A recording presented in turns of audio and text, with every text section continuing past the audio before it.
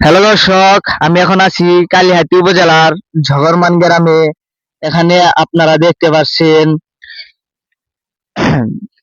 একটি ছোট ছেলে পড়াশোনার বয়সে সে কাজ করতেছে। এখন আপনারা শুনবেন তার কাছে বিস্তারিত। আসসালামু আলাইকুম। ওয়ালাইকুম আসসালাম। জি ভাই, কি বলবেন? ভাইয়া, এটা তো আপনার পড়াশোনার বয়স, তাহলে আপনি কেন কাজ করতেছেন? ভাই, আমাদের মতো ছেলেদের বাবা মায়ের টাকা নাই, তাই জন্য আমরা কাজ করে খাইতেছি। আর আর হলো, যাদের বাপ মায়ের 14-15 লাখ টাকা আছে, তাদের চাকরি আছে, আমাদের চাকরিও নাই, আমাদের পড়াশোনাও নাই।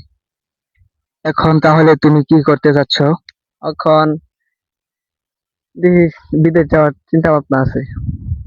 তাহলে তুমি বিদেশ যাবে, তখন তো তোমার টাকা লাগবে, তখন তুমি টাকাটা পাবে কোন?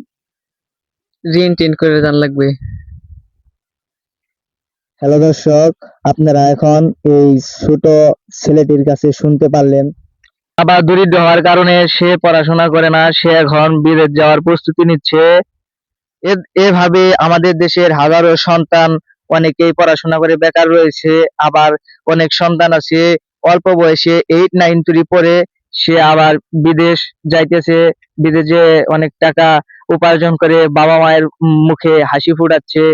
আবার তাদের টাকার কারণে আমাদের দেশে রেমিটেন্স আসছে, সেজন্য রেমিটেন্সের উপরেই আমাদের দেশ আজ নির্ভরশীল। ধন্যবাদ।